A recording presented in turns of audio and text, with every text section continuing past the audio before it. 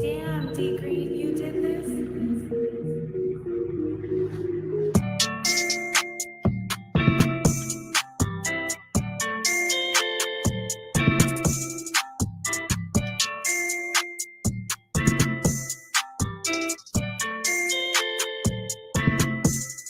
I got the street going crazy, everybody on fed now. Shawty wanna go around the world, take clothes off. I was trying to get a nigga game, but he know it all. They call me red clip because nigga on the big dog. They know a nigga different, I can tell by their reaction. If you ain't never brought the load to you, who you ain't really trapping. I'm kinda doing everything these niggas could imagine. It was here, now it's there, motherfucker. I got talent. Shopping for some box, might go shopping for a box. All these hate that niggas and the bad that we pop. We the hardest in the house, they don't wanna talk about it. Till he breaking out of town, nigga, baby, catch about it. Track going crazy, let me show you how to do it, nigga. Never had to play, let me show you how to move, nigga. I been going crazy and it's all for the music, nigga. West side of the bitch, where we went through it. Doing everything, all I do to ship my daughter for my son to go home. I gotta go a little far. Yeah, thank God's person where I cash on the water. Fair, know I keep it on me and it's all for the drama. Keep it on me, it's all for the drama. Twin thousand on the fentanyl, feeling like a big dog, low fucked up, but we still had to get it off. Came in heat, pop the fuck around and get popped out. Everybody down to them guns start to pop off. No pit bull, but them tabs got me locked jaw. No 10-17, but we finna walk out. Heavy ass thing, make a nigga wanna take it off. Keep my first 10 to myself, I ain't falling off. Put a line in my PG, she said she don't need me. I said that too many, she said she gon' leave me. Said that I'm greedy, I'm so wet. Yes, sir.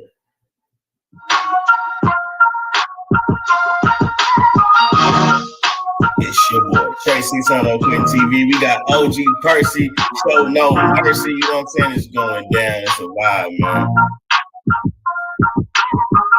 Hey, do you know what that's playing? Do you know what's playing in the background, Trey?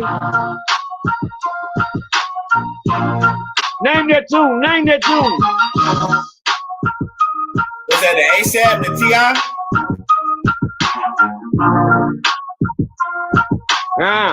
Stay right there. Stay right there. You get warm. You get warm. You get warm. Hey. Oh, I'm a fool with it. Hold on. Hold on. Hold on. I pulled up in the glass house, 72 cut dog, looking at the mangy mutt, staring at my dog. They mad because he got out, twisted up and locked out. Hey. Yeah. It don't count no more, nigga. Twisted Black is home.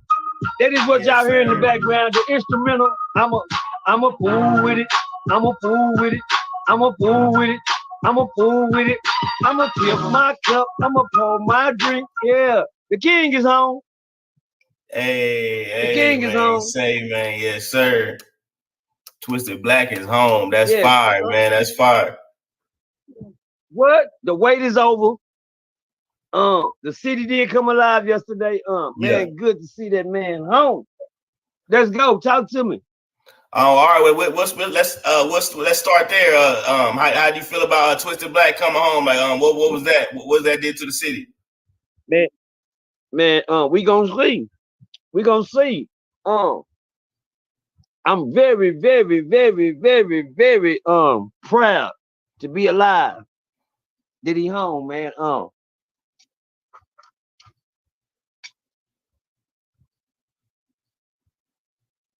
Got 2 words for Twisted Black.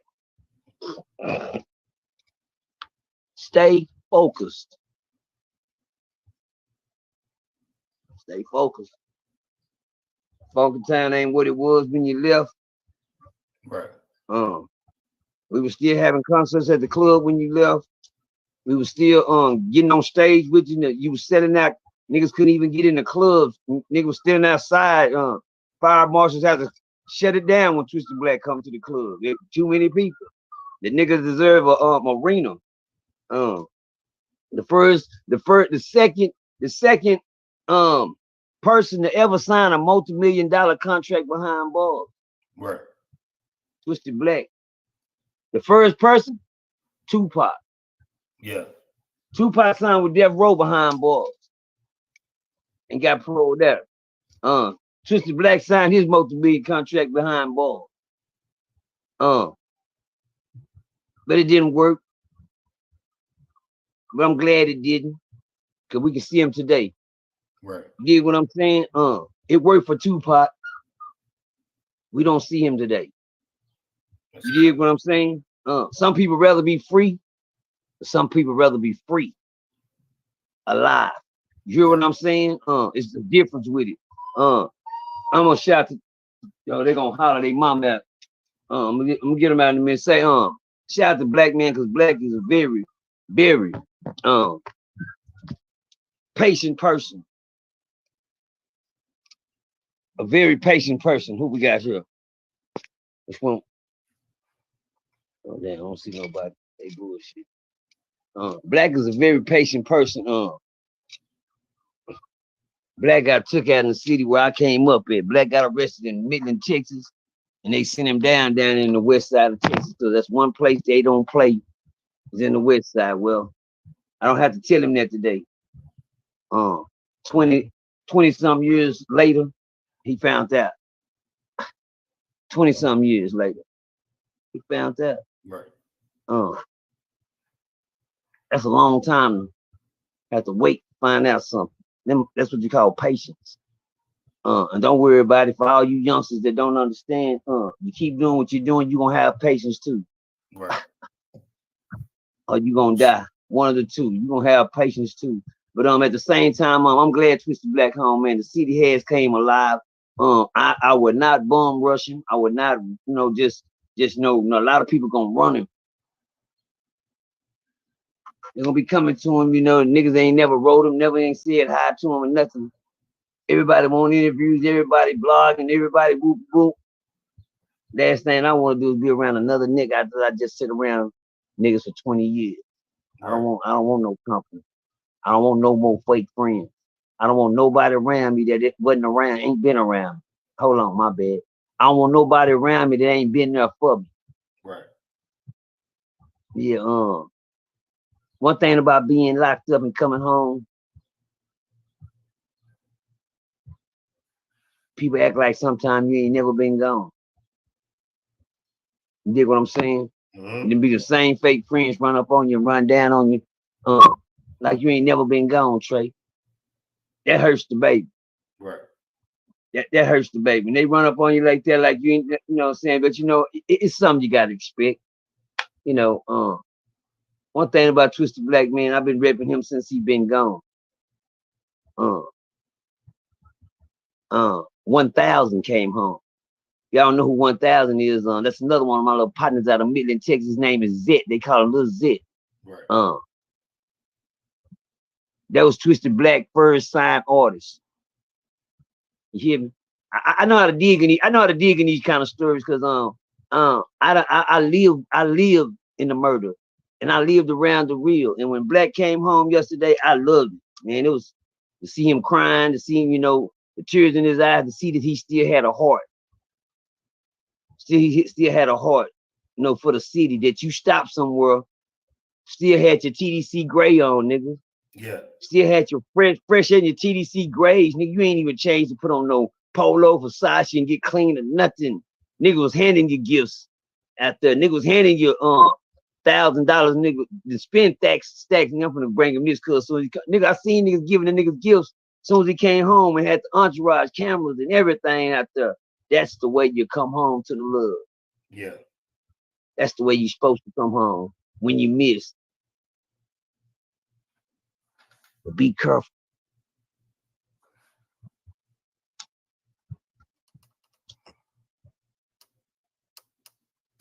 The city is cutthroat. The city ain't what it was when you left. Not even half of what it was when you left.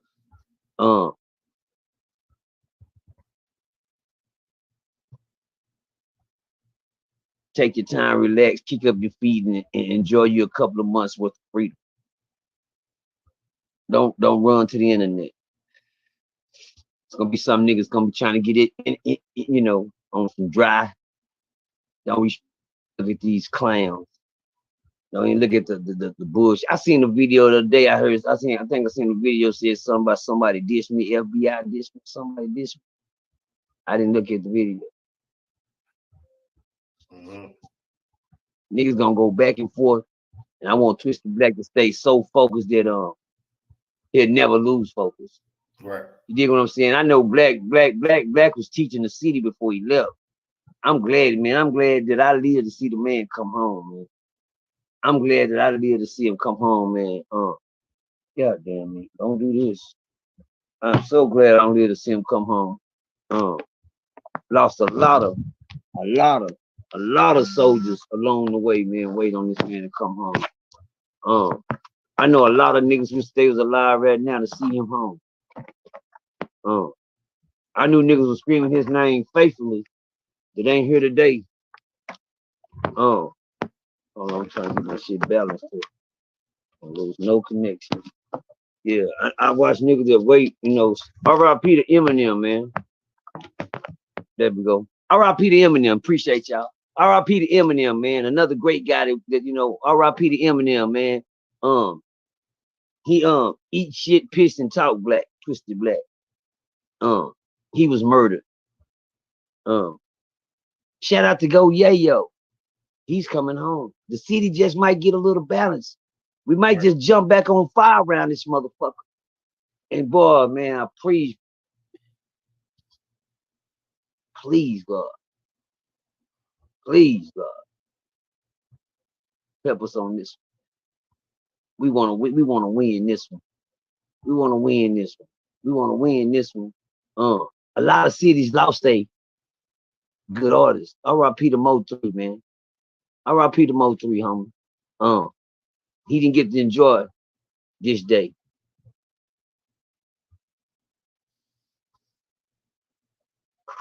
R.I.P. to Roy Lee. R.I.P. to Roy Lee, man. Comedian Roy Lee, name just forgot about, man. You know what I'm saying? Right. See how quick these niggas be forgot about? R.I.P. to Pookie. Shh. And that's still fresh. Oh yeah, Big Pookie did just die. I know it. I know it. That's how fast life come. That's how fast life go. That's how fast you remember. And that's how fast you go. I want to see the best things in the world for black. I am not gonna rush him. I'm not gonna look out to him. I'm not gonna stick a hand out. And I don't expect him to do the same thing. I want him to get on track and just, and you'll see. You'll see. And it ain't gonna take him long. He just did time. He know how to peep his surroundings. He know how to peep things around him. He know how to weed the snakes out the grass. Yeah, he know how to get the weeds out the grass. He know how to cut his grass and see the snakes when they pulling up. He already peeped out there because ain't nobody pulled up in 20-something years. Right. You hear me? Yeah, when you did 20-something years, he ain't got nothing to think about. He already know what type of niggas is around him. And one thing he know, he get to choose who he want to fuck with. Make wise choices.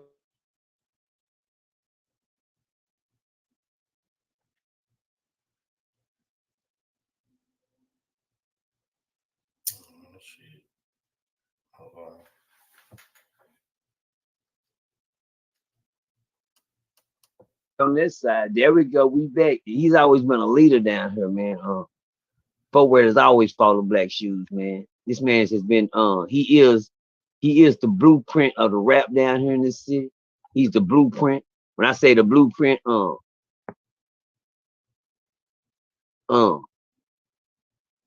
his style was storytelling, which I'm still doing today. You hear me? It's telling stories. I ain't got to rap about it. I can actually tell the story without putting in a riddle or rhyme and still get paid for it. That's all Black did when he rapped, was tell stories. He was the greatest storyteller before he left here. He was on his way. He was on his way. People that disappeared, like I had the nigga name. He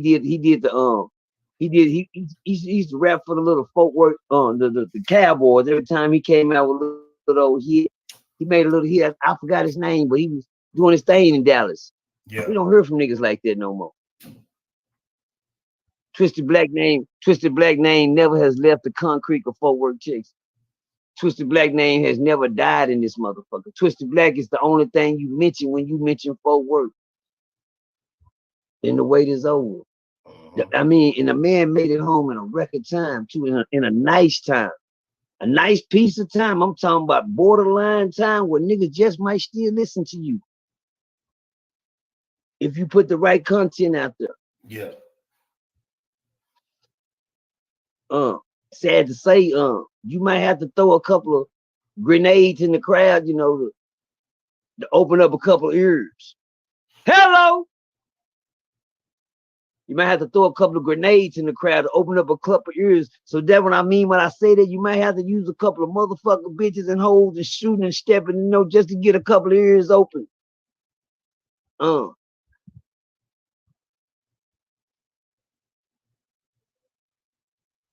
I can't say Twisted Black can't come in style because he can come in style.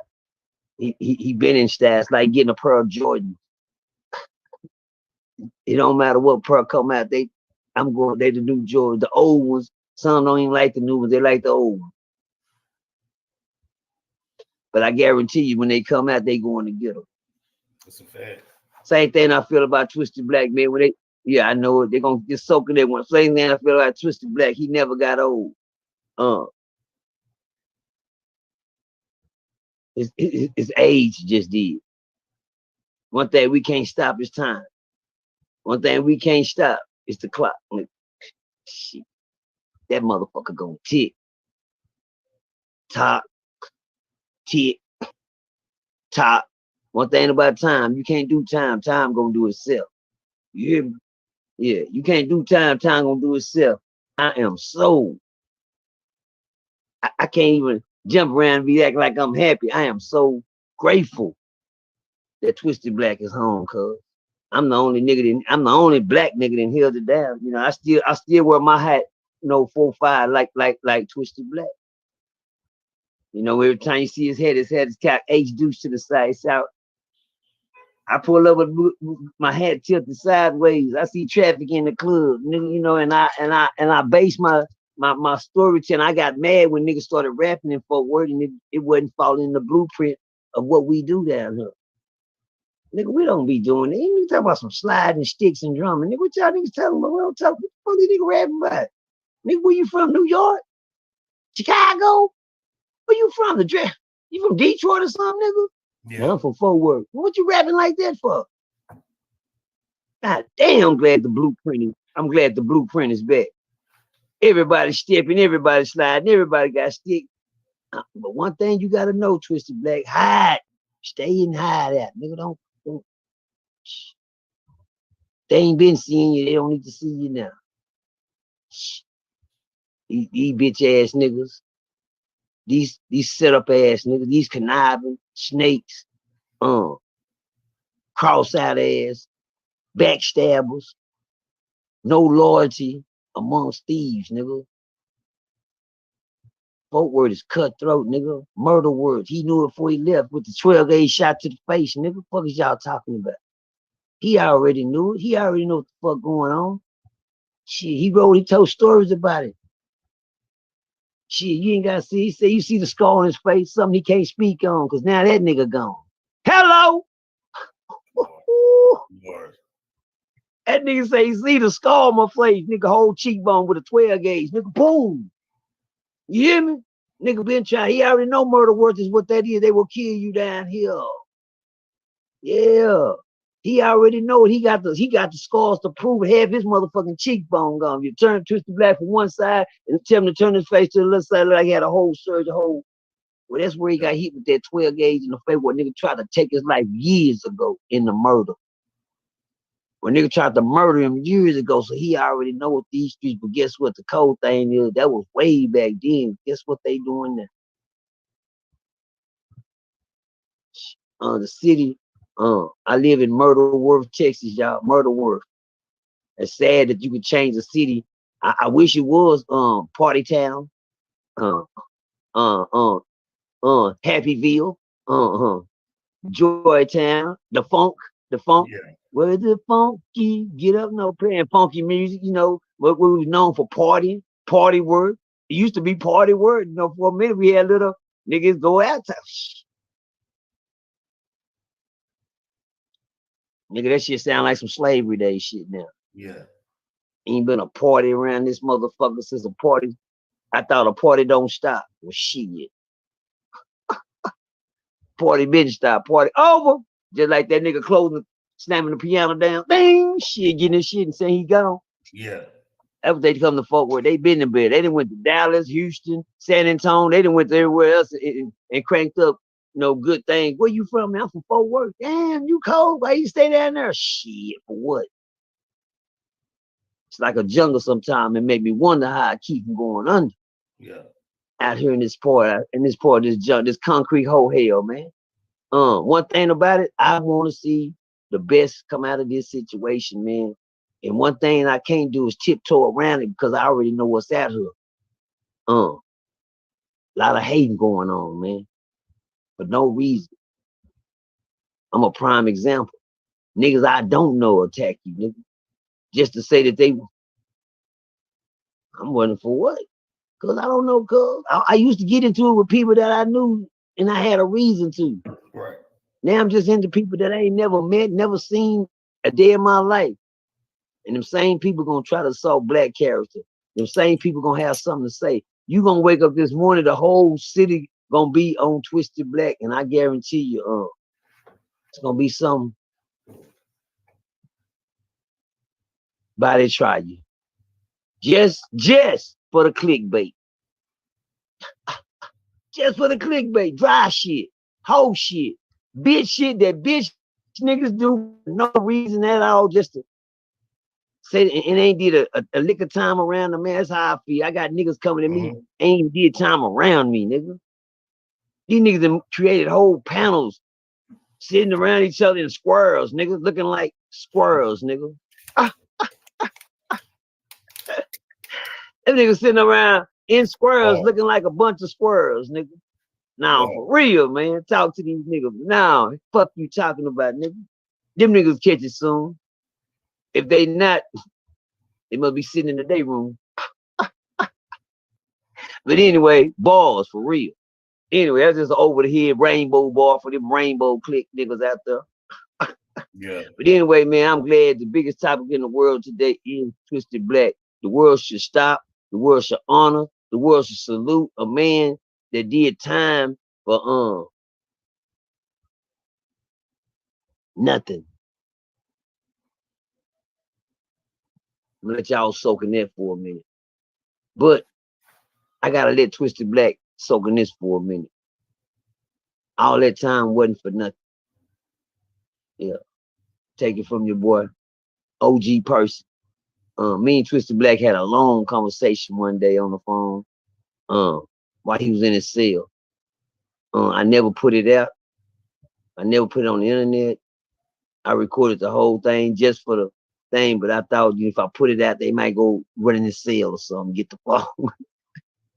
Because of who I was, you hear me? And I knew that it would do numbers. I knew that it would do numbers, but the loyalty for a nigga that's real, and you know how the situation go, and it ain't all about this shit right here, that'll show you, that can determine the real from the fuck niggas. Now, I'm gonna put that conversation out. Yeah, my little brother got it in his phone. My little brother got that conversation me and Twisted Black had for years. I didn't know Twisted Black in prison. I knew him before he went. You dig what I'm saying? We sit at shows together. I can get on here and talk about shit. See, these are stories they can't take from a nigga. And so I didn't walk on the stage. I didn't sit on the stages with him. He told me something like, "You performing?" "Yeah, I'm performing." "You?" "Nah, I don't think I'm gonna do it." "Well, shit, I get out there and just perform one of your songs, nigga." Like I'm you, nigga. You're, and the man had that much. Last time I talked to him, he was sitting in his Impala. Last time me and Twisted Black talking, I was sitting in this Impala. I was at the gas station. He said, "Man, come check this out, man." And I sit in the Impala with him. I listen to his new shit. After that, I never seen him no more. Yeah. That was like, we was at the gas station like 12, 11 something that night. It was late night. We was headed in. Me, him, and my little brother, man. Twisted Black got apprehended in the city that I came up in. Shout out to them boys in West Texas. I try to tell y'all about that West Texas. That's that West Texas, man. Midland, that's the west side of Texas. Nigga, throw up that west side of Texas. That's the west side of Texas, man. Midland, OD. I ain't gonna leave y'all at Odessa, but I don't really fuck with OD. But I fuck with OD. I ain't gonna leave Odessa, Texas. Odessa, y'all. Odessa is the big city when it comes down to Midland down there. Odessa is like Dallas to Fort Worth. Fort Worth, Midland is to Fort Worth. But I told Black man, I told damn. And I know Black, he'll catch videos, he gonna catch highlights, and that nigga is worth a meal ticket just to make it home in this time. See, let me tell you something. Black was cold-blooded before he left. He had the world's attention before he left. But when I'm a fool with it, I'm a fool with it. When he hit that much, we already knew he was platinum. The world knew he was platinum. One thing he gotta realize, he home now, and niggas is not playing fair, man. Mm-hmm. But I know one thing about Twisted Black, he his own self-thinker. Always been. Always been. And he gonna find out. Ain't nothing changed in this world but you. Ain't nothing changed in this world, Twisted, but you. You're not like the rest of us. Fresh mind, fresh system, fresh immune system. Drink plenty of water and plenty of herbs. Mm-hmm. You be okay. Yeah. Plenty of water and plenty of herbs, a lot of spices. That's it. That's all you need. Nothing in between, nigga. Nothing in between. But nothing in between, cause anything in between, you end up stuck. Mm-hmm. Bars. Damn. Let y'all figure that one out in a minute. Anything in between, you end up stuck. My last thing, Twisted Black lost a lot of homeboys along the way, I so happened to sit alongside of his plug.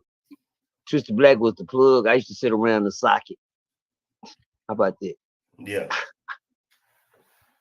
Twisted Black was the plug. I used to sit around the socket until the socket died. Sit around the socket until he passed away,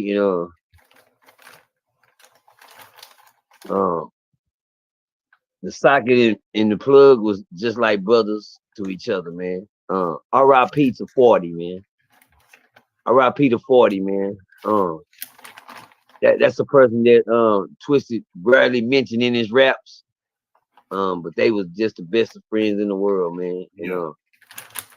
I sit there and he passed away of he had to give himself them shots, the diabetes shots in the stomach and all type of stuff, and his day finally came to where disease took him out that time. But that was a hard blow because I love that nigga to death. I sit around him. Me and him had been sitting around each other since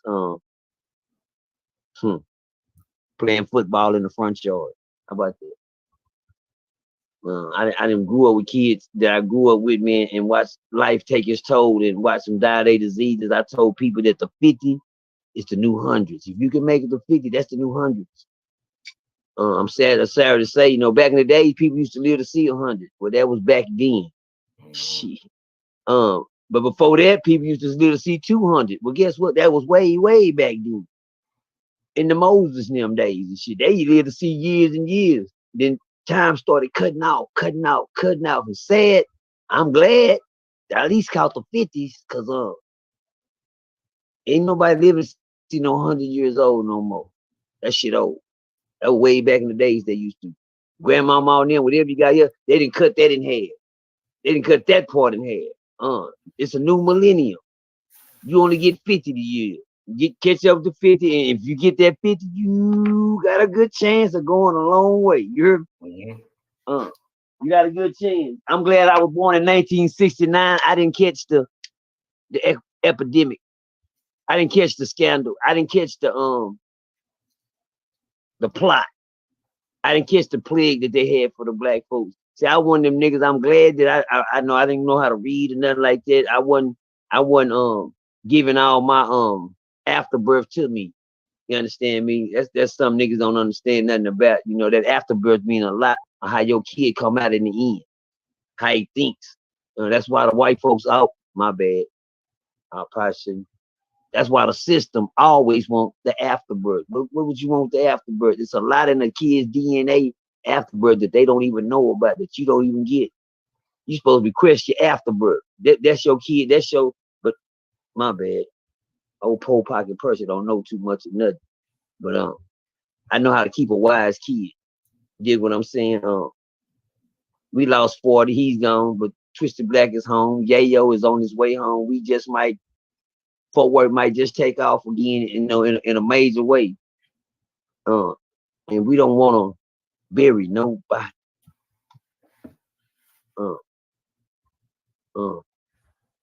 Please stay focused. Please stay focused. A lot of people is gonna try to make you lose that. And I want Twisted Black, go Yayo, but please stay focused. Y'all are the best thing that y'all are what the city been waiting on for years. We done lost many. Big Patties did. Twisted Black, R.I.P. roll call to Twisted Black.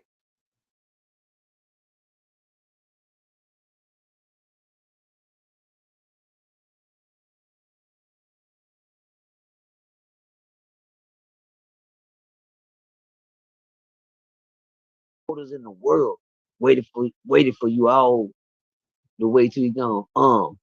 Your boy Monty Wayne, R.I.P. to Monty Wayne, he's gone. Twisted Black, he didn't get to make it to see you come home. And the list goes on and on. They didn't get to make it to see you come home, Twisted Black. Guess what? Hello. Shit, I did. Yes, sir. I stayed focused. I stayed in God's word, and I stayed on my P's and my Q's. It's hard to make it in the city where the skinny niggas die. You heard me? Yeah, ask Tupac. I think he said that better than me. Would I survive in the city where the skinny niggas die? If they bury me as a G nigga. Nowhere they did. Yeah. They did. You got any questions for me today, Trey? I'm just talking. Yeah. I'm just talking my shit. Nah, it's all good. I kind of want to. I had saw you did a live yesterday. You was talking about the fight stories. Yeah, I want to just break some of them down because that was definitely fire. Okay. Oh, you digging that? Yeah. Watch this, though. Yeah. Let's go then.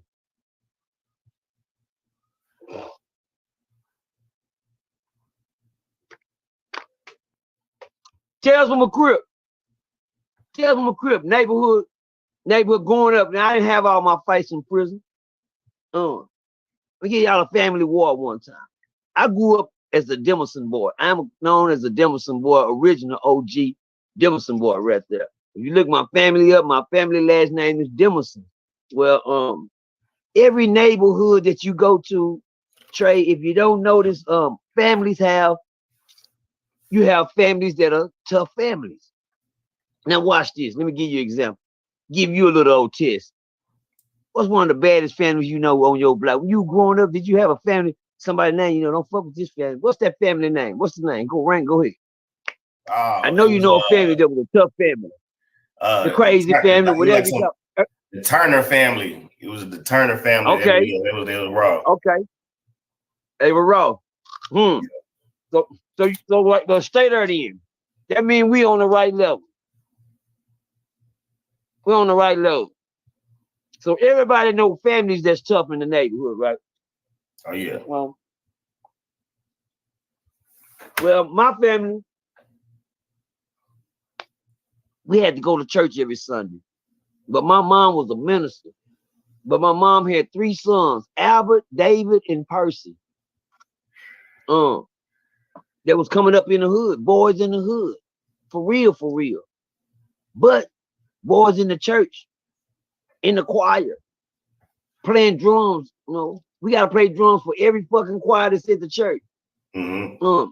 Between hood and church, your mind is two-faced. You know what I'm saying? It's hard to straddle the fence. One thing about it, we had to grow up around the gangster shit. So when We had to do church. We had to distinguish which one was no shit. Damn. See, one thing they had a thing back in the days is called go outside and play. Y'all go outside and play. Mama, can we go outside and play? I guess I'm the only. Don't worry about it. I'm old. Y'all just walk out the motherfucking door there. I just seen a 2-year-old standing on the corner the other day selling pops up. Niggas just walk out the house now. They don't even say, "Mama, can we go outside and play?" No. Do you? I don't know. Did you ever have to do that, Trey? Oh yeah. Oh yeah. Okay, stay there then. Well, just stay. Okay. Now let me know that I'm in the right house. You know, I ain't gotta get too gangster. I can stay focused. Well, I used to have to ask Mama, can we go outside and play? Mama, can we go outside? You know, but anyway, saying that to say this, when you go outside and play, you run into the families that don't go to church. That mama and them don't give, that mama and them don't whoop them. What's wrong with that? Sometimes them be the ones that be going to fuck off. They teach you another way of thinking. Another way of thinking, you got bad families. On our street, my street came with a variety of bad families. And I'm not talking about out of control old bad, but if you fuck with them, you gotta deal with them. Bad. If you fuck with one, the family coming bad.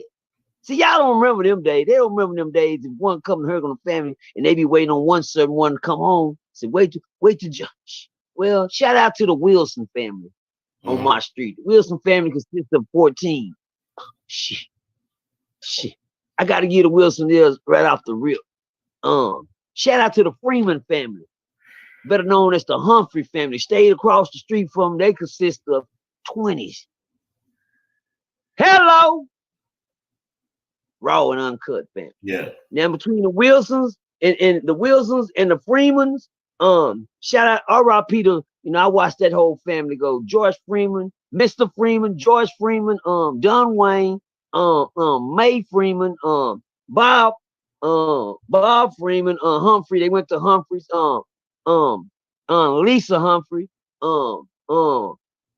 goddamn me, Bell Humphrey, and Marcus Humphrey. I just named 8 people that's gone. The whole family's gone now. Right. What they used to be. You hear me? They was the Humphreys. They used to be there. But shout out to Carl Humphrey. But that family didn't play no game. But that's on the street family. Let's talk neighborhood family. Shout out to the coldest fighting family that ever existed in Fort Worth, Texas. Coming up, and I'm gonna give y'all ticket. I know y'all got grandkids and great grandkids gonna hear this, and they gonna say, they talking about Paw Paw, mama? Yeah, he talking about your Paw Paw in Fort Worth. Well, there's a family down here, name rang the bell, bad last name go by the name of Berto. Isaac Berto, Trent Berto, Timothy Berto, the Bertos. Isaac Berto, Trent Berto. You had Baby Berto, King Berto, and Isaac Berto, Trent Berto. One of the coldest rocking pair of hands on. You didn't want to fuck with them. I mean, nobody fuck with the Berto boys. They was raw. Well, what they got to do with me? Shit, you know, because these are family. These niggas right here was the niggas that was known in the hood for shit ringing. They the one walked around with their head like this on their head before we even knew something about it. What the fuck he got his head turned like that for? You know what I'm saying? I didn't know that's how you wear your head when you think you bad. Oh, turn your head like that? Yeah, they think you're a thug. You be cool with your head to the side like that. Well, shit. I remember the days. I don't wear my head like that no more. Shit, I put mine on straight. I don't want no trouble. Yeah. Hello. Let y'all soak in that for a minute. You can tell everything about a man the way he wears his head. That's a whole nother story. We'll get into that later. But anyway, the Bertos. We should go outside and play in the streets, and we learn different things about different people. So fighting was the main thing, but the come thing about me and my brothers and them, shit, we wasn't number like 10 or 11, 12 years old. Shit, we were young niggas. Yeah. The fighting families was already the tough ones. Tales from a crib. OG Percy and the Demerson boys. We took our shit on the road. One thing my mama didn't know, my mama had some good kids in church, but she had some food when we went outside to play. Yeah, we wasn't the same when we went outside to play. Going outside to play can cost you your day. Good days, but you better have something when you go outside and play. Yeah. Hello. Yeah. Cause I grew up in the hood street and on the hood street.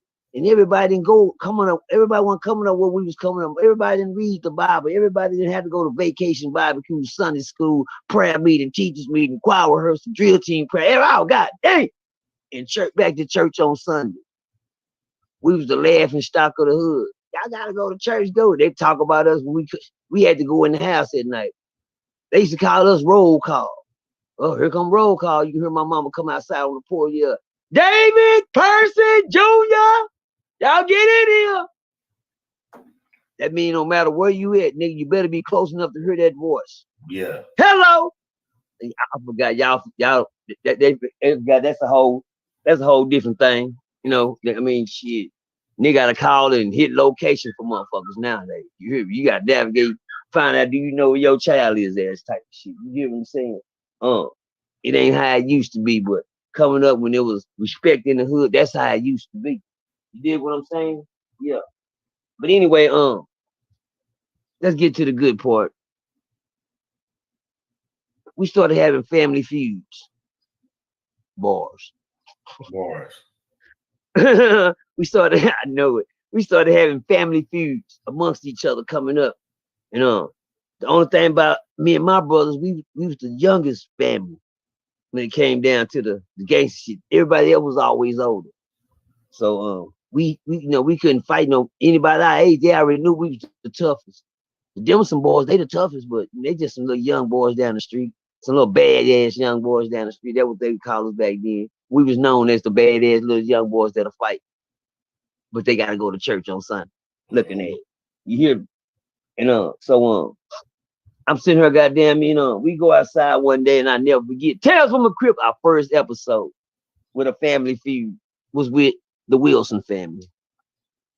Well, the Wilson family had a auntie named Nellie Mae. R.I.P. to Nellie Mae, man. Rest in peace, man. She was a queen, one of the finest things ever looked at. But the finest things that was going on the street, in the world and in the business.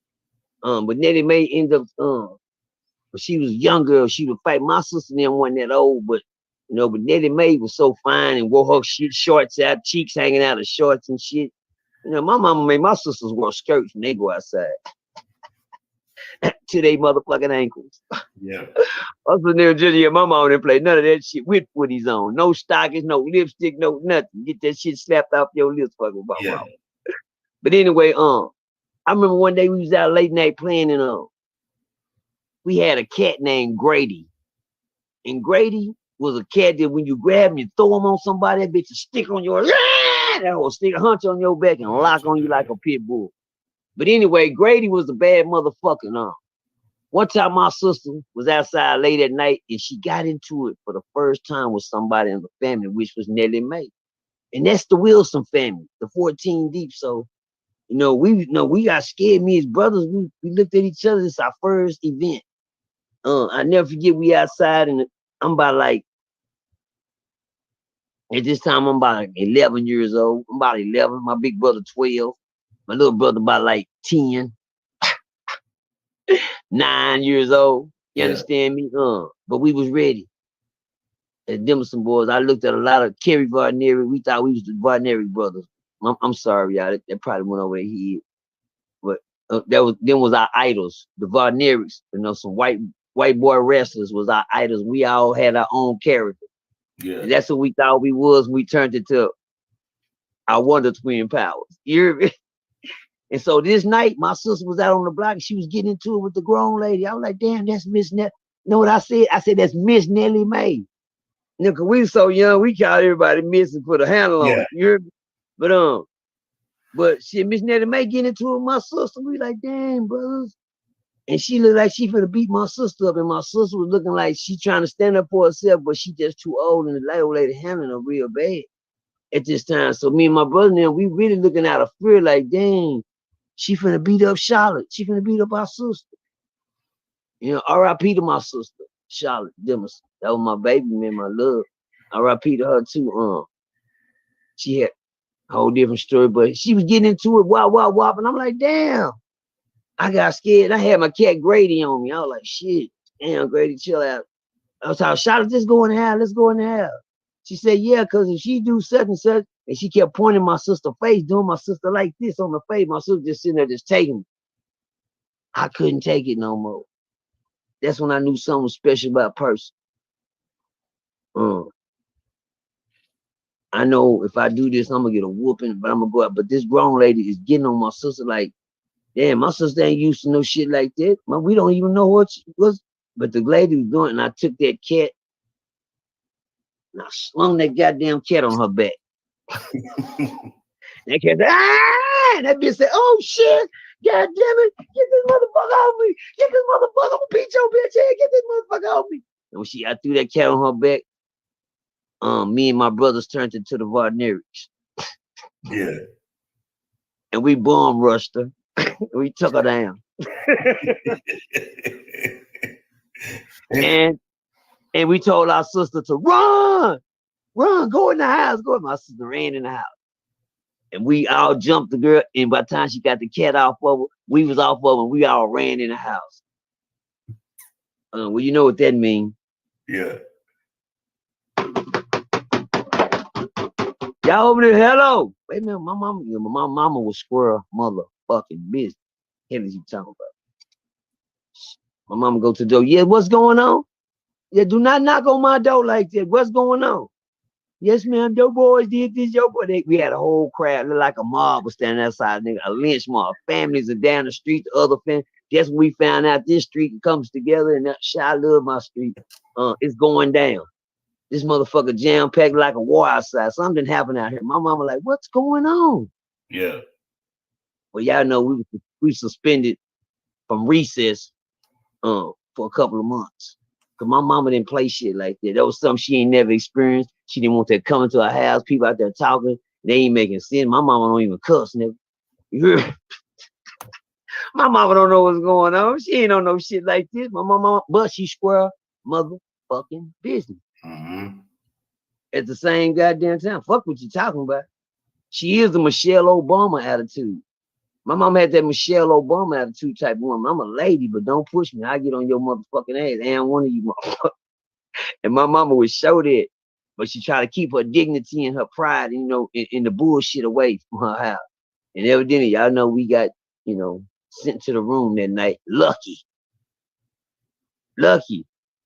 We didn't get a whooping that night. So we was helping our sister. The first time I found out we could do something like that and get away with it. Yeah. No whooping. We didn't get no whooping. And we jumped on the ground later. We didn't get no whooping. It's going down. Next. Yeah.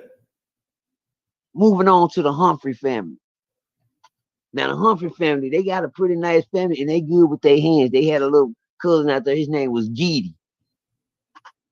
They called him Geedy. He had a sister named Kimmy Lynn. Shout out to Kimmy and Geedy Humphrey, man. I love they had a mama named Bob and Monk. R.I.P. to both of the parents. Now they gone. I just seen them. They just buried one of our kinfolk, Marcus Humphrey, the other week. We all got together. But this is a tale. Well, I was dating a little Kimmy. Little Kimmy was my girlfriend. She was a Humphrey. But the Humphrey family would get down. Shout out to my R.I.P. to my big brother AD, man. AD was kind of special. So AD rode a bus that would pull up in front of the house and blow the horn to come get him in the morning. You know, we just thinking regular shit. We don't think mama the bus out there for AD in front of the house. And AD would go get on the bus. You know, the bus that was just a half a bus. Don't look at me like that, Trey. We know what the half a bus is, man. Yeah. We know what the half a bus is. Don't leave my brother alone. Him just special. Him just special. But little brother, we didn't think nothing of it. The bus picked him up and he go, the big brother was fine up. We didn't see shit wrong with big brother. Why little big brother on the small bus, mama? Y'all brother kind of special. What's special about him? I don't see so. I'm in the room with him every day. I don't see him different. For some reason, my mama kept saying my big brother was special. My big brother had to go to special schools, got on special bus. Mama, when did AD become special? Special what? Doing what? Shit, my big brother, he fine. But anyway, one day my big brother was coming on, and I had to find out the hard way my big brother was special. I'm talking about Bobby Boucher special. Shit, nigga. Hold that thought. But anyway, my big brother was coming home one day and one of Humphrey, better known as Geedy, Lawrence Humphrey. Shout out to Lawrence Humphrey, you understand me? Lawrence Humphrey is real name. Kimberly and Humphrey is his brother. But Lawrence Humphrey went by the name of Geedy. We used to call him Old Geedy. I don't know where he got the name from. But Old Geedy was like the Sugar Ray Leonard on the block. Real fast with his hand, fast on his feet, can outrun everybody and everything. He was the champ. But he was a shit starter. And Geedy woke us up to some shit that we didn't know nothing about our brother being special, because we didn't know nothing about special. We didn't know nothing. Let me tell y'all something. Kids are the most cruelest things in the world. They have no conscience. At all. No, not at all. At all. Shit. They gonna say what the fuck they want to say. Because they hear their mama and them say it, they mama and them keeping it cool. When they get it, shit, a child gonna throw it in your motherfucking face. So one day my brother was standing up playing, and then Geedy decided to bring something to our attention that we didn't know nothing about his kids being messy. He said, that's why your brother be riding the retarded bus with his retarded ass, be on a little short bus, shit like that. I said, what the fuck you nigga just say? What we talking about? And everybody started laughing because they had the little crowd out there. Then we don't even know what this nigga talking about. Shit. Some mama done kept from us. Hell, I just thought the school bus was nice and pulled up in front of your motherfucking house.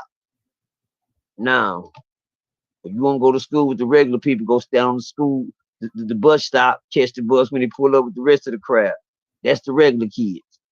Oh, so what bus he getting on? Shit, I thought he.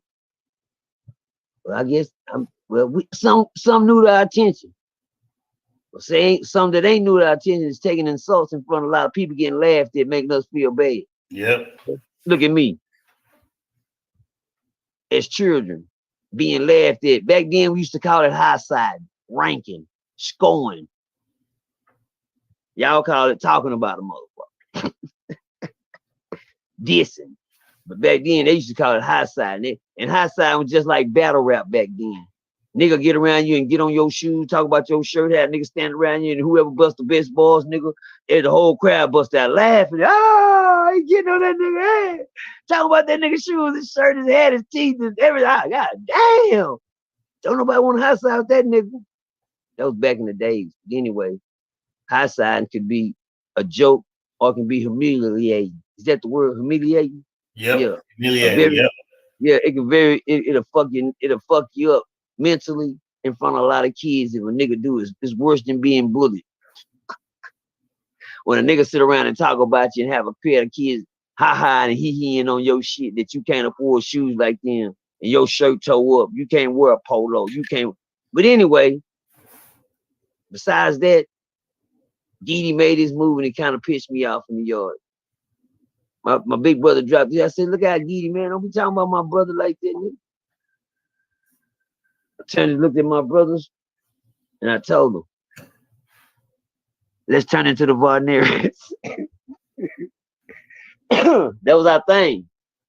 They tell each other, we turn into the Varnarians, that means it's like we way back in the days, the thing came out called, the He-Man, the Incredible Hulk. The Incredible Hulk was my shit. How he went somewhere and he turned into a motherfucker, made him mad. Yeah. But me and my brother and them felt like that type of people was inside of us when we got mad. My little brother actually say, little brother, now you going too goddamn far. Just go and jump the shit out there. But we all had our own characters. But the sad thing, we turned into the Varnaric brothers. Your ass in trouble. Kerry Varnaric, David Varnaric, and Kerry. Kevin, Kerry, and David. Those are our favorite ones. R.I.P. to Mike and Chris and the Big Daddy. But Kerry, Kevin, and David, That's who we thought we was. My little brother, I thought I was the one in the middle. I was He-Man. Big brother was David. I was Cherry, and my little brother was It was Kevin. You understand me? So yeah, we thought we was them, and we'll jump on a motherfucker. So guess what? We tried our luck with the Freeman family. Fuck it, here goes nothing. We got away with the first one. Let's jump this one out. So I told Gidi, I was like, "What's up? Why you talking about my brother like this?" You know, him being a little older than me, and a little swifter than me. He bit the bait right off the rip. And they ran up on me and my yard, said, "Nigga, what you want to do, nigga? Huh? What you want to do? What you want to do?" I got scared. You scared me. I ain't never had no fear in me. So I went swimming. I jumped right off the diving board and went swimming. Head down, pedaling, throwing them hands. Yeah. Before I know it, I had busted old Giddy nose. I came up off I threw my head there, and I called it swimming. I don't know what I was aiming at here. That I just knew I was in that goddamn blender and don't stop throwing these motherfuckers. Yeah. I feel him. I don't even feel nothing he's doing. We just getting it. But it came off. His nose was bleeding. Let's go, y'all. That nigga looked. He did like this. "Oh, nigga, you busted my nose. You busted my nose." He started walking down the street. I said, "Oh shit, this family deep. And I heard her down the street. They started pouring down. "Yeah, he busted his nose." I said, "Oh shit." Then I seen Miss Freeman came off the porch, and she was on her way down the house, down that hot ass sidewalk with them big old feet. And Sister Freeman, she didn't play that. Miss Joyce Freeman, man. R.I.P. to Miss Joyce Freeman. She worked, good old lady, but she didn't play no games either. Here she was coming. I said, "We in trouble." I ran in the house. But see, one thing about us, we didn't know how to go tell our mama what was going on outside. Cause we have a church house. She expects us to come in, go out church, and come in church. Shit. But she didn't know when we go out, mama, we on some more shit every time. Your son there out there. Then here they go. She just had a mob in front of our house with the Wilson family. Goddamn, here come that old Humphrey and Freeman family. Oh, mama, somebody finna come to the door. What happened? Mama, we got into it with Giddy. Giddy was talking about Junior getting on a retarded bus. We didn't know Junior was retarded. Mama, Junior retarded? She said he just special, baby. He ain't retarded. Who was saying that? And the boy down the street, and I busted his nose. You did what? They outside. Oh shit. I was just trying to tell you, who is that knocking on the door like that? I was trying to tell you, mama. That's what I was trying to tell you, mama. Oh, move, Percy. Go outside. And only thing they didn't have in their hand was the goddamn torches burning. Shit. That would have looked like standing outside. The only thing they didn't have in their hand was the goddamn torches burning. You know what I'm saying? Is this the Klan, the mob, or what is this here? Shit. I ain't nothing but a bunch of nigglets. A lot of chitlins out there. A lot of chitlins standing outside your goddamn report. A lot of bologna and egg sandwiches and pressed ham sandwiches and hog head cheese sandwiches and oh my bad, I got carried away. Oh, summer sausage too. I got to throw that in there. And pressed ham. Good pressed ham. Anyway, mama, we got company again. Mama gotta go out here and go to bullshit again. He didn't sit here and busted my son's nose. But what was your? And then my mom, but we had gave my mom a little heads up, so she had a little couple of balls she could fight back with.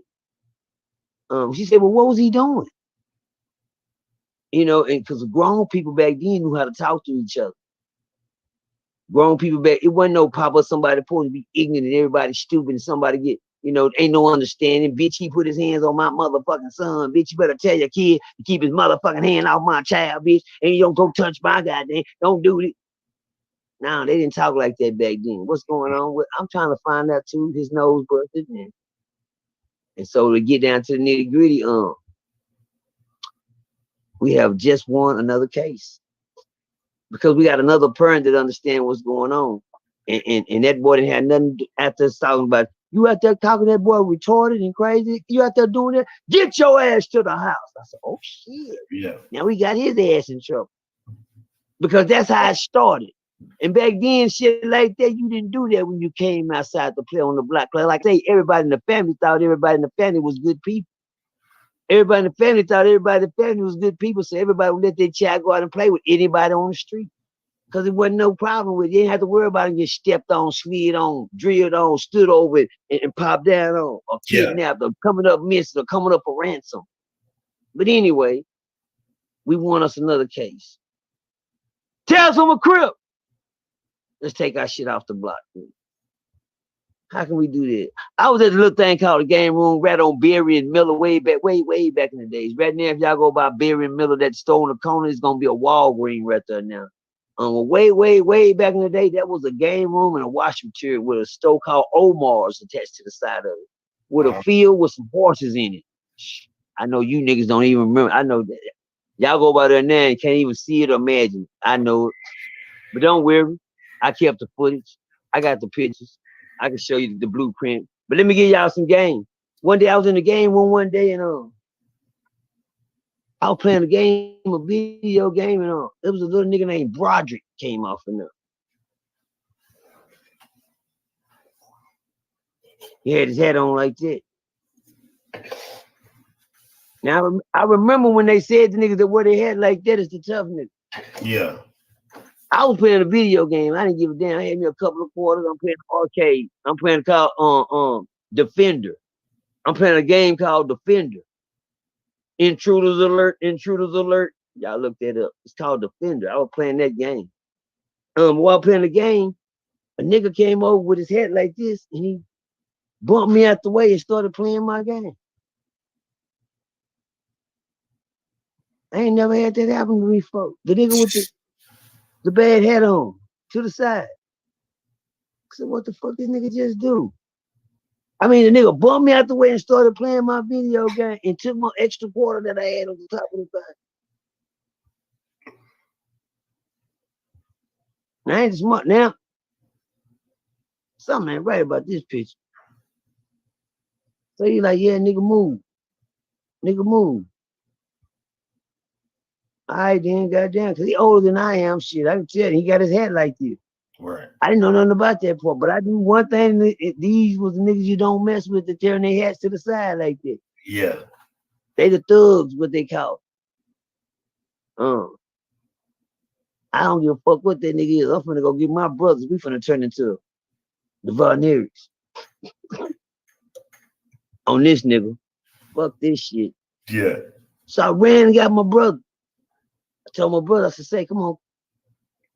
We finna turn into the Varnerians on these niggas. Two niggas over at the game room took my money, took my game and everything. My big brother said, okay, I can't come outside right now. I gotta go through the back window. So my brother was on, big brother was on punishment. Couldn't nobody go with me and little brother. Little brother smaller than I am, but this is a thug nigga. So I said, fuck it. Big brother say he snuck out on the side, and I took out running across the street, get over there before everybody. I'm finna go over here, and that nigga with that hat on, yeah, I had already turned into my superpower. One thing about me, mentally, when I go there, I'm really in that state of mind. You can't turn me off, nigga. I'm that nigga right there. That's who I am at that time. And when I turn into it, I don't give a fuck who you is. When I turn into superpower and I turn into the Varnerians, I don't care who you is. I'm in character. And mine don't break. He the toughest thing going. That's why I turn into him. He don't think nothing fuck with him. Okay. So I ran across the street, y'all. When I got across the street, I was looking for the nigga that took my little money out the thing. So I knew he was around the corner. I seen another nigga standing there by a payphone. I ran past him. I went around that corner to go get the nigga to open up the door. I said, yeah, nigga. I said, bring your, I didn't even cuss back then like that. Yeah, bring your, my mama didn't raise me, ain't know no cuss words really. Shit. I was like, man, come on out here. Not no bring your bitch ass, whole ass outside, motherfucker. Well, I didn't even talk like that back then. It was like, I was like, but come on out here. Come on out here. Come on. Yeah, come on. He was like, what's up? I said, good, come on. When I said, what's up? Tales from a crib. I never forget. The tables turned. I was in character, but you have to realize every time you're in character don't mean your character won't be exalted. Well, while I was standing there waiting on him to come on, I'll never forget somebody walked up behind me and grabbed me and put me in a full Nelson. And I don't even know where it came from. Yeah. Shh, damn. As I think about it, I do know where it came from. I had to think about it for years, but it taught me back then. I've been knowing where it came from. It was the nigga that I walked by on the payphone that I wasn't paying no attention to. Mm-hmm. That was the only person behind me, but it's just it was the nigga on the pay. He walked up and he put me in a full Nelson. When he did, he raised me up like this. When he did raise me up, the nigga with the hat came from around the corner. And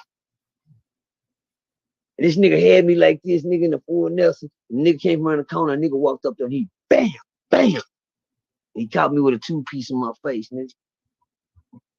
I'm like, what the fuck? This nigga just hit me in my face. Then the nigga let me go like this. I'm like, oh, hell no. Hell no. My character changed. I was safe, playing the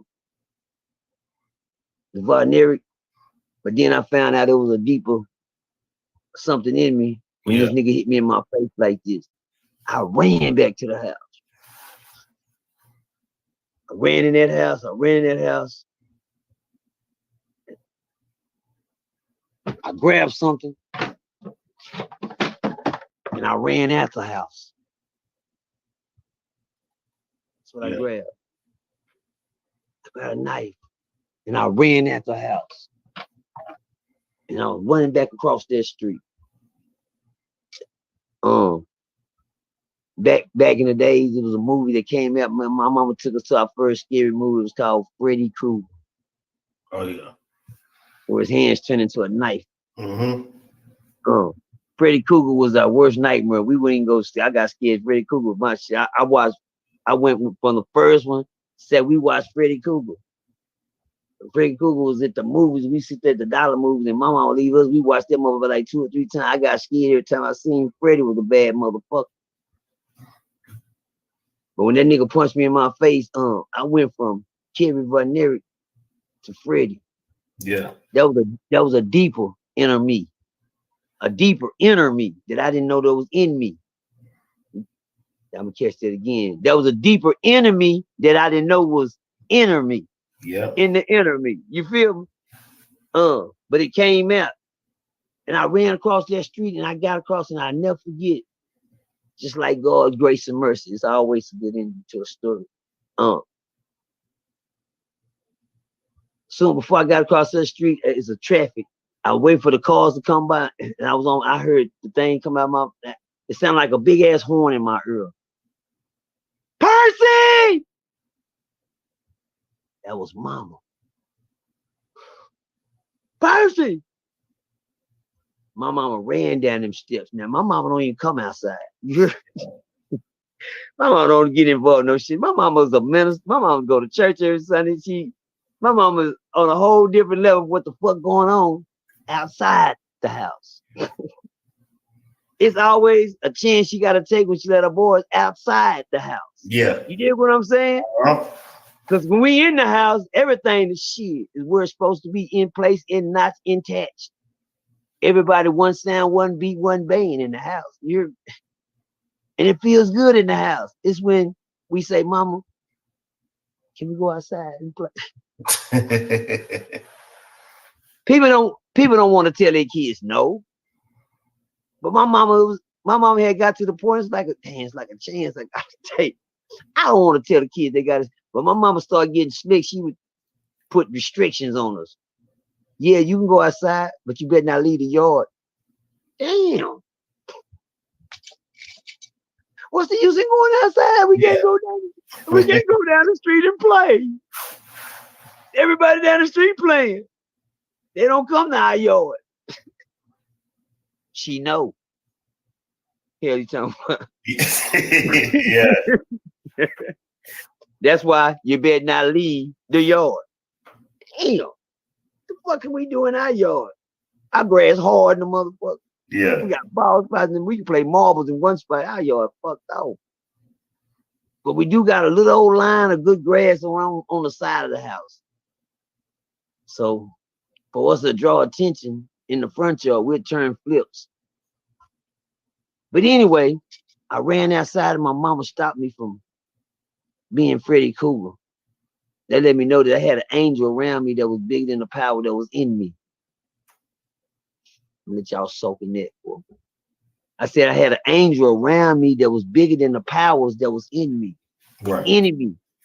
She knew how to fight that enemy without even, she felt that enemy. My mom was in her work and she said I was sewing clothes. She said Percy came in the house and Percy went out the house. But she said when I went out the house and closed the door, her spirit wasn't right. Something told her to get up. And she went to that door and she said she seen me heading across that street. I'm said, Percy! My mom has walked in on several occasions like that. I don't know where the hell she be coming from. It's like she pop up like an angel. And sometimes that she don't even supposed to see. I mean, my mom was there when I didn't popped up in situations where I'm talking about, man. I mean, where the fuck did mama come from? Mama, where the fuck you come from? Yeah. I'm talking about I got knife to a nigga throat, holding a nigga throat like this with the knife to his throat. Nigga, I'm finna do it. And I hear a person in the name of Jesus, please, baby. In the blood of Jesus, please, in the name of Jesus, don't let him go.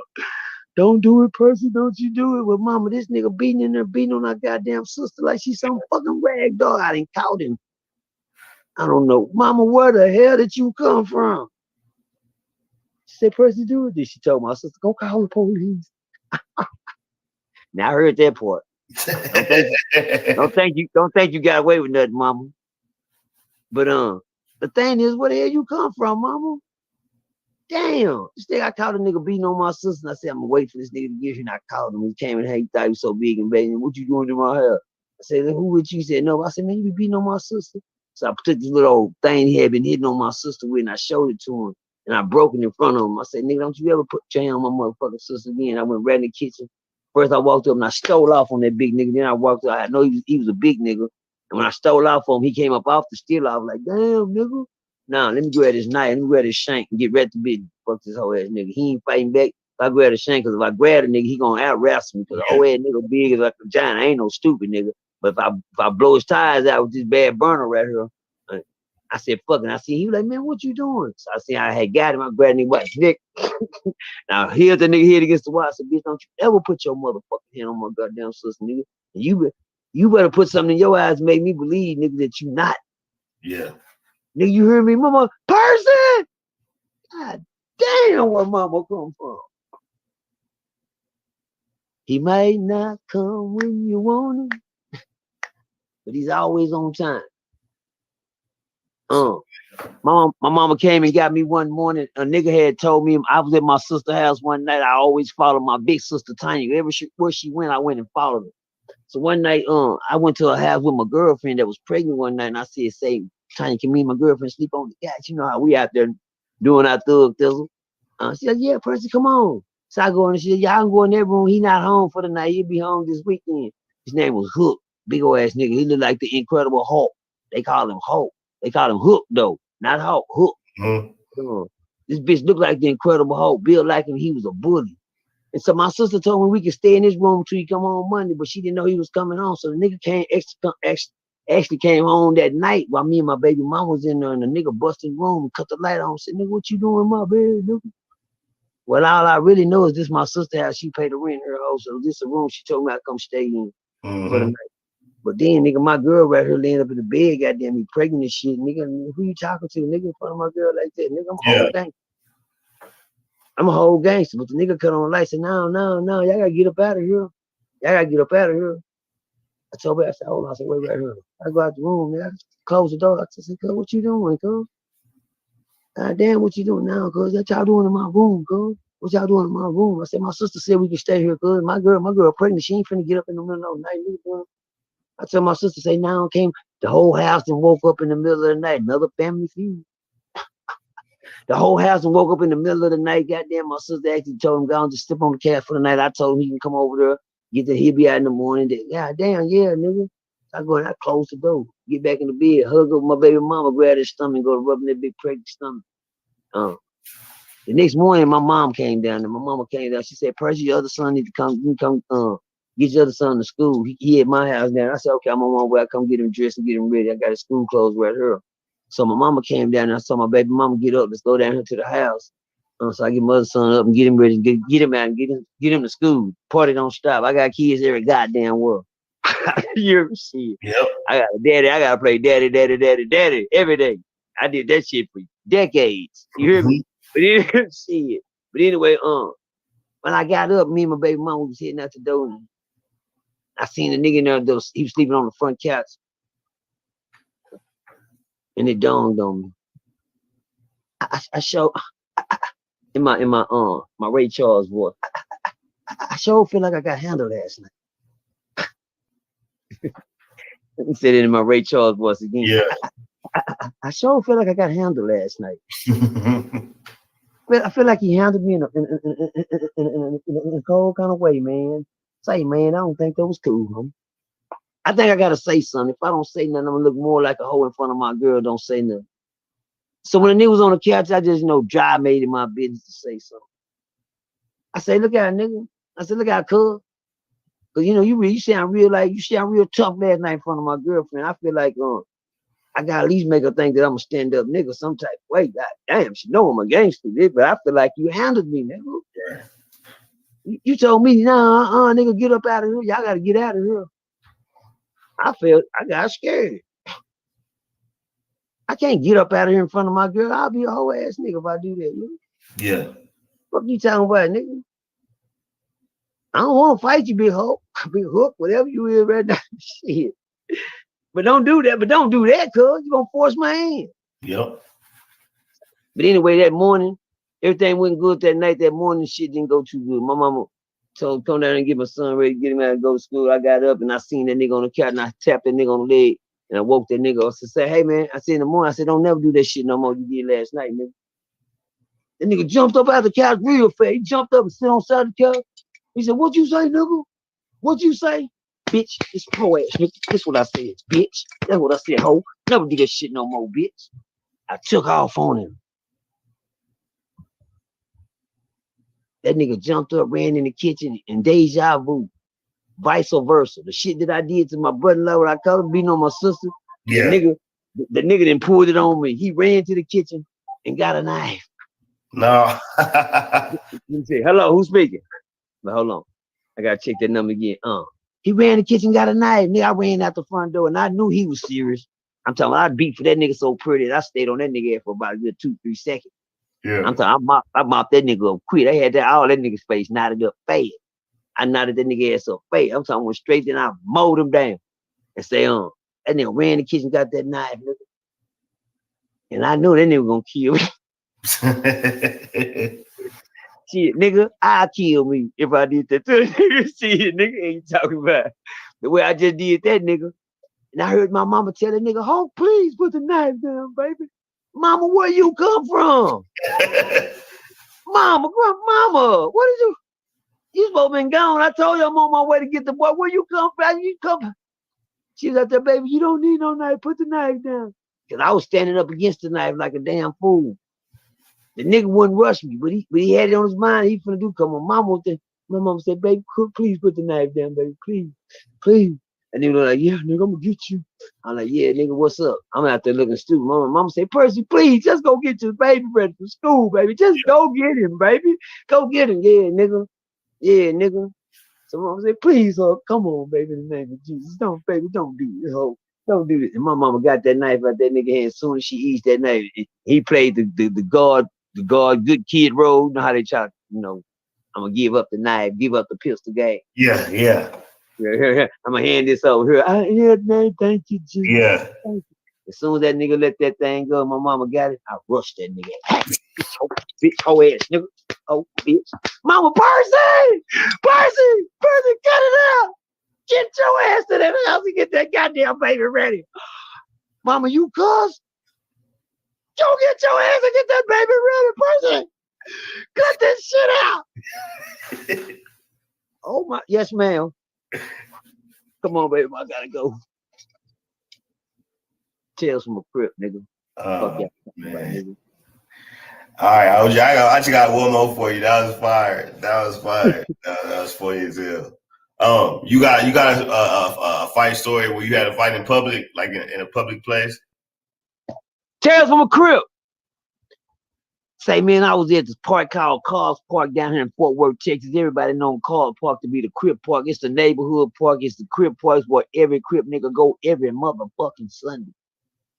It's the best thing going. It is always packed, jam packed.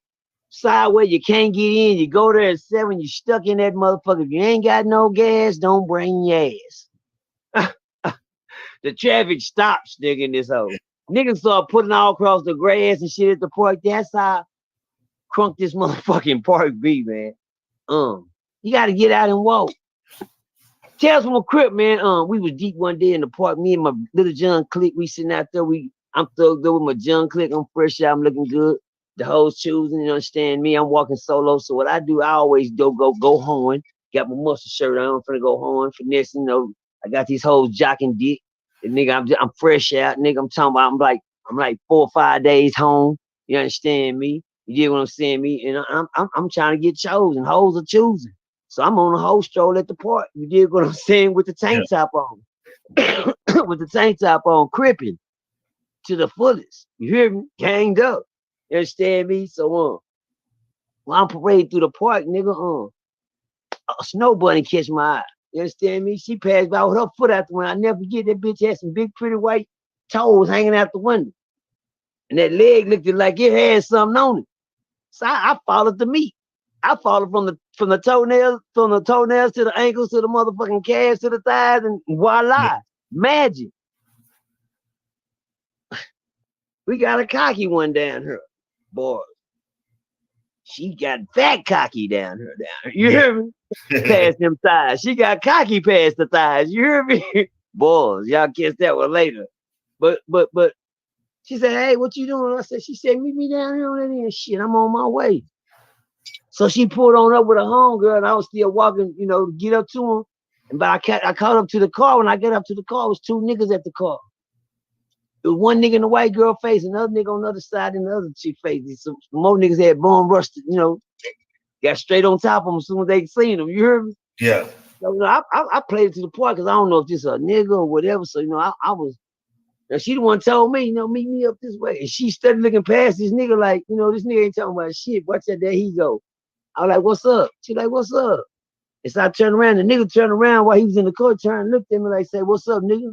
He said, oh, yeah, nigga, they with us. That was the nigga telling me, say, oh, yeah, nigga, they with us, nigga. I looked at the nigga like, shit. And she was looking like, shit, nigga, no, we not. That was the white girl looking like, no, we not, nigga. What's this nigga talking about? I said, all right, then. So I looked at the nigga. I said, that's what's up, nigga. I said, that's what's up, what's up? All right. She said, man. I said, I hit it on out. So I burnt out. So the nigga got mad because I gave him that. Yeah, all right, then, nigga. Look, he didn't like it.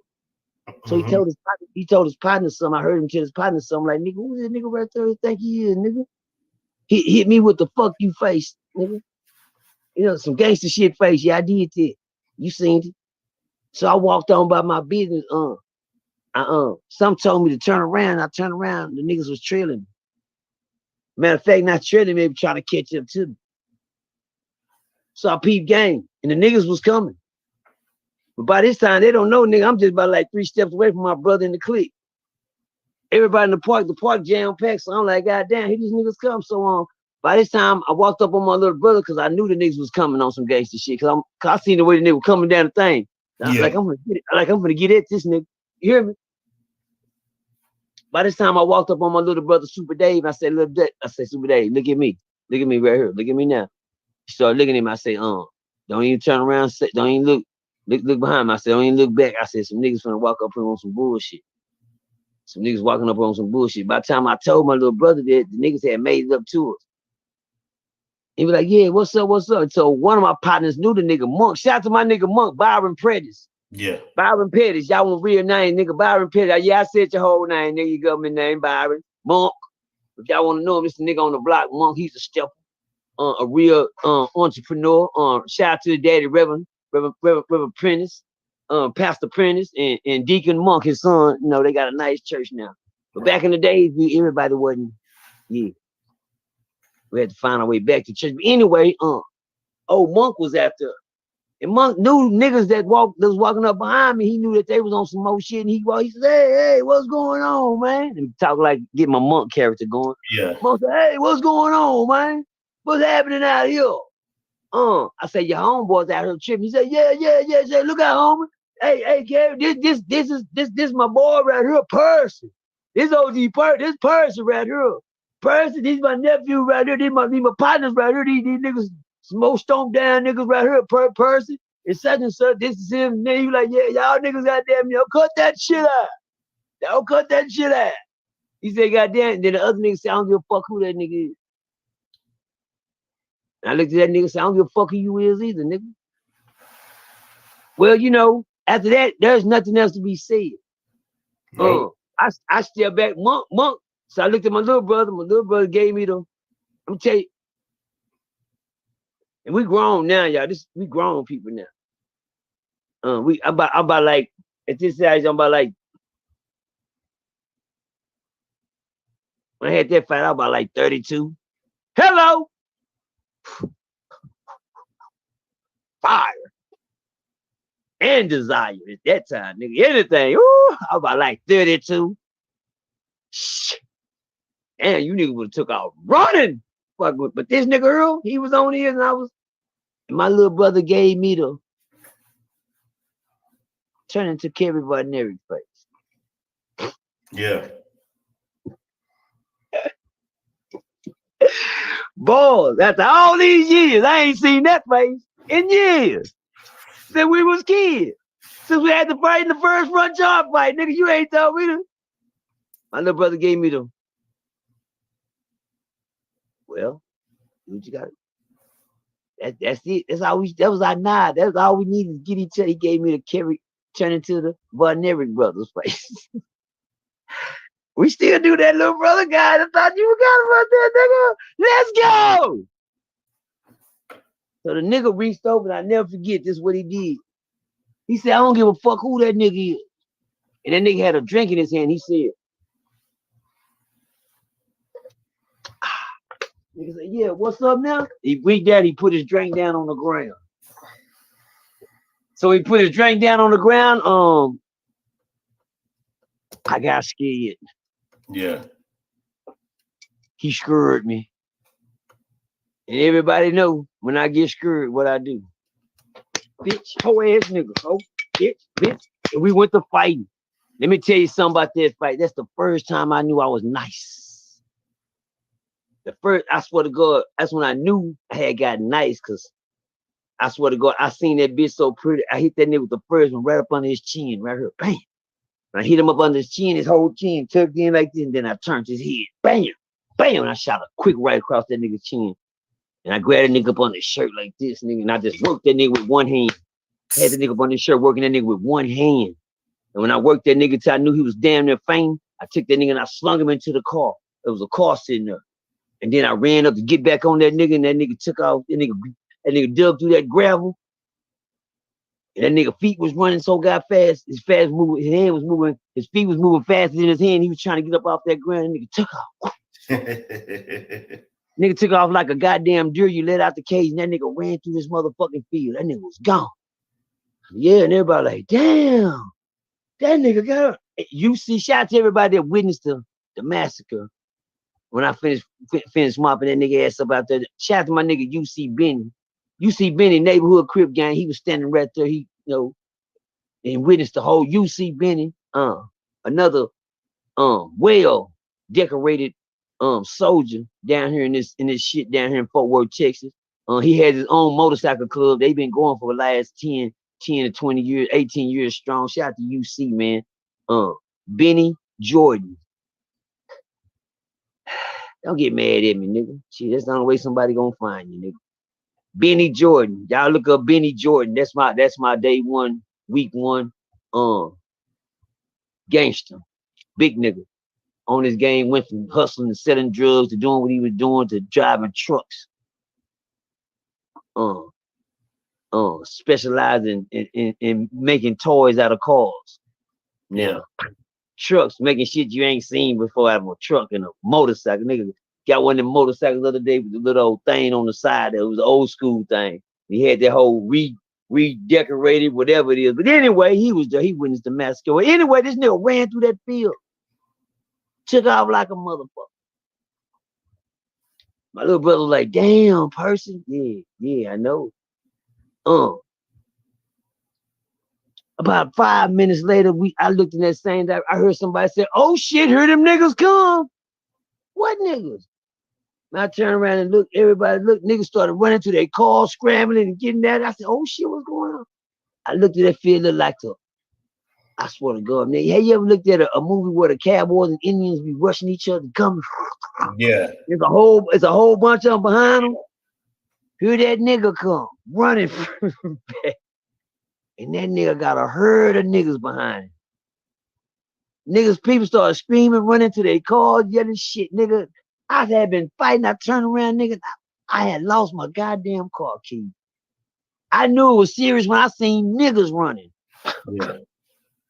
Niggas trying, oh shit, God, that nigga. Well, nigga, I couldn't fight, man. I'm gonna show you how good God is, like an angel. God just like my mama. Yeah. I just have, man, I'm just sitting there like, damn, nigga, I can't find my keys. And I just have, and I had ran off too. I had ran out from the spot where everybody else had been running. And I turned down and looked down, and my keys was right on the ground. What the fuck? Give me these motherfuckers. I got in my car like right on time, and the niggas was coming. And the niggas is looking for the niggas that jumped on the one nigga. The one nigga that ran over and told him he just got jumped. When he looked at their face, everybody like, damn, who did that to you? These niggas just jumped on me. Come on, cuz, let's go, cuz, let's go. I don't know that this one of the neighborhood Crip gang niggas bears our terrorist neighbor in hood Crip gang niggas. I don't know this before the fight. Yeah. I don't know who this nigga is. I don't care who this nigga is. This nigga followed me. I was trying to holler at the white girl. I didn't want no trouble. All this came from trying to talk to me. All this is happening because all the white girl said, hi, come holler at me. And this nigga didn't want me to holler. That's where it started. But now we still in some more shit. I done jumped in the car. These niggas is looking around for me. Now these niggas going window to window in the car, looking for the niggas in the car that jumped on the one nigga. Well, hell, I'm easy to spot. And you must hear what I told you for the story. If you don't got gas, don't bring your ass. So what that mean? I'm in the car, but I can't go no motherfucking where, nigga. Shit. When you scared, you can get any goddamn where in your car. Yep. And look, I started looking like these niggas. I did something. I seen one nigga do it. This nigga took his car, went over off the little curb and went cut across the park. Oh shit, hell yeah. And I'm gonna tell you something. As soon as I got ready to come, one nigga came to the window and looked in the window on my window like this. I looked at the nigga like, what you want? Oh man, look for the nigga that jumped on these niggas jumped on cuz. I said, watch out, nigga, move. I'm trying to drive. They go, cuz, these niggas that jumped on cuz. That was close call. I thought they were gonna say, here you go, he was with him. Yeah. He was with him. I thought I was busted. That's all it took, man. But God got me out there and I burnt out. And I was heading out to the goddamn block, and God got me out there. I went through the park grass, and I was heading back to the block. And it dawned on me. I said, oh shit. Nigga, my brother's name is still down there. God damn, AD and Dave still down there. I gotta turn back around. Them niggas just hit the point. I don't know. I know I got away. But I'm not sure, I gotta make sure I go by my brother's house. Yeah. I was on my way back that way and somebody stopped me on the side. Say, man, your brother and them getting into it down there at the park. Oh shit, nigga, what? What, nigga? I burned back down to the park, nigga. I'm fucked up now, goddamn it.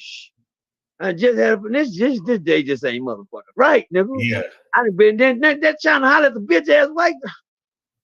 I pull up. By the time I get there, nigga, my brother and them, somebody told me straight up, said, man, we got it, you leave. They got it, you leave, nigga, you go. They got it, cuz. They got it. Now, cuz, I'm gonna go check on my brother now, nigga, they handling it. Now, fuck that, nigga, they handling it. We got to turn into the partners together. There ain't no they got it, nigga, we a team. When I said they got it, they handled it, it's already, they good. You Go. You the motherfucker they looking for now. Yep. Yeah, not your brother and them. Your brother and them was standing up for you, nigga. Guess who saved my brother and them? Cause ain't no way my brother and them can stand up for me and I'm on these niggas south side of town, nigga, car park right by the neighborhood, in hood, crib gang in their neighborhood. They just got a trail right there, nigga. How the fuck two niggas to stand up for me? And them niggas, I seen when them niggas hit the park. Well, R.I.P. to Big Pat, R.I.P. to my big brother AD. Them two was the ones that were bumping heads the most. It was gonna be some shit. The nigga that saved the day,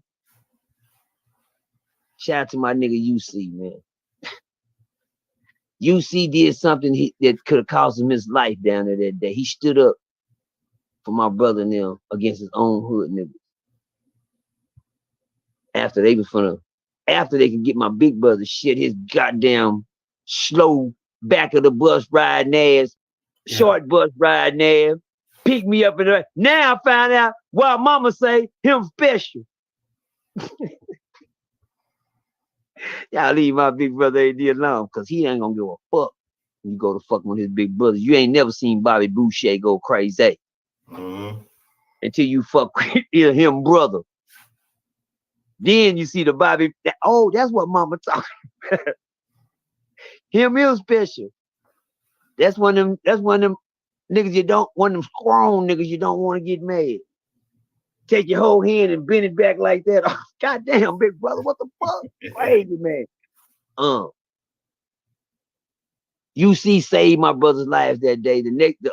Only on one occasion that the niggas bring me and hand me over to them niggas.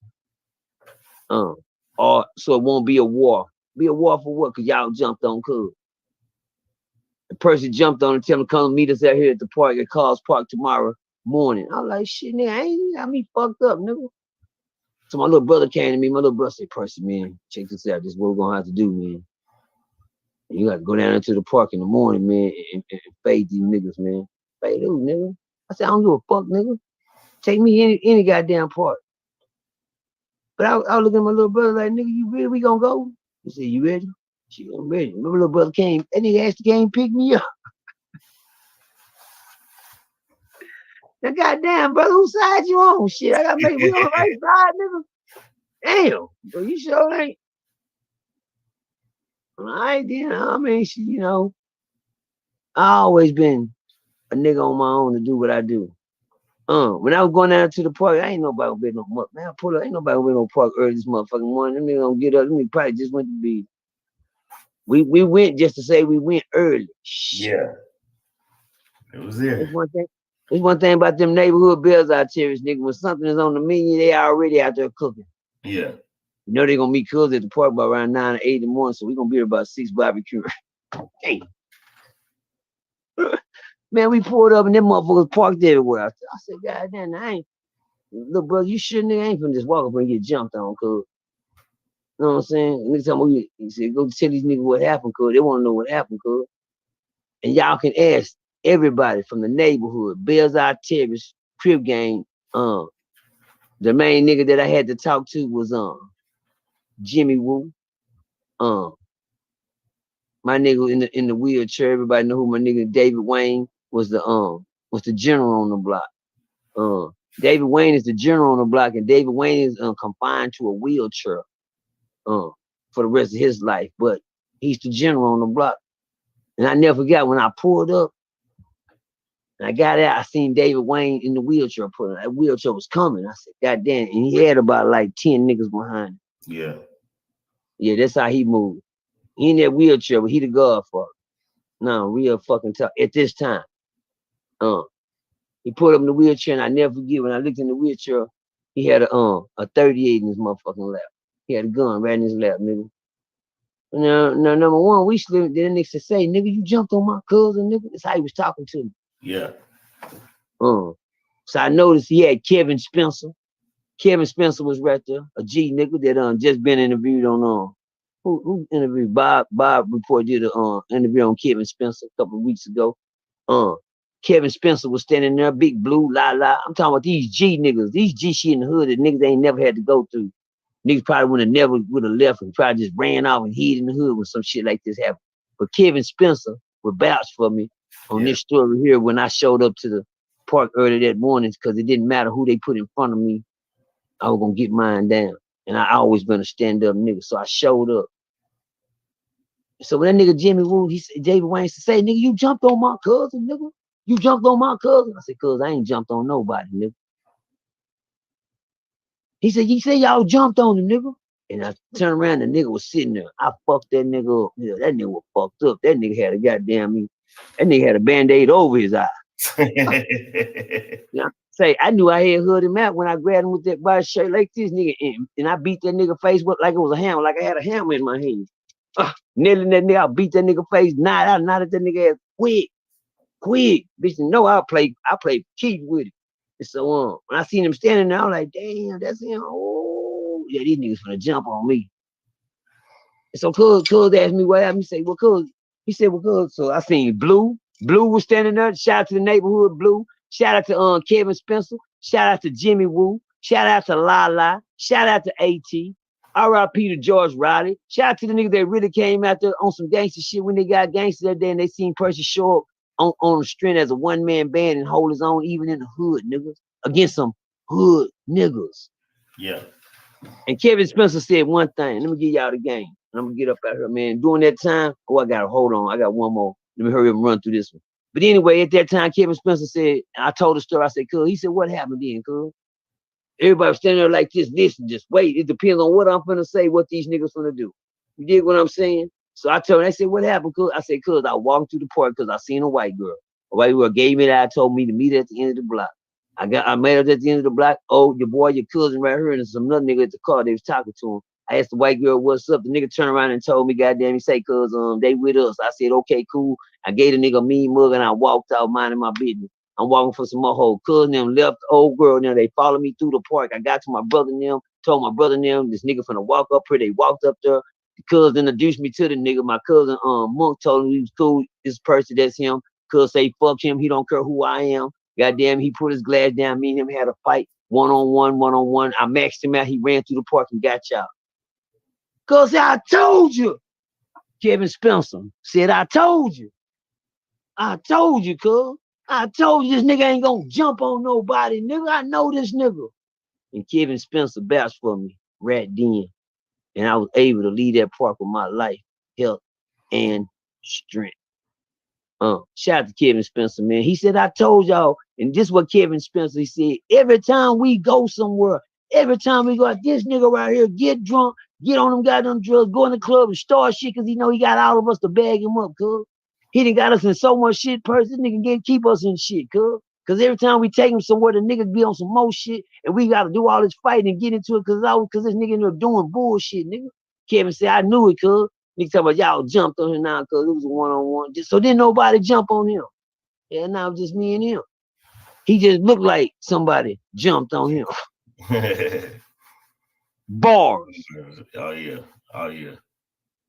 One more.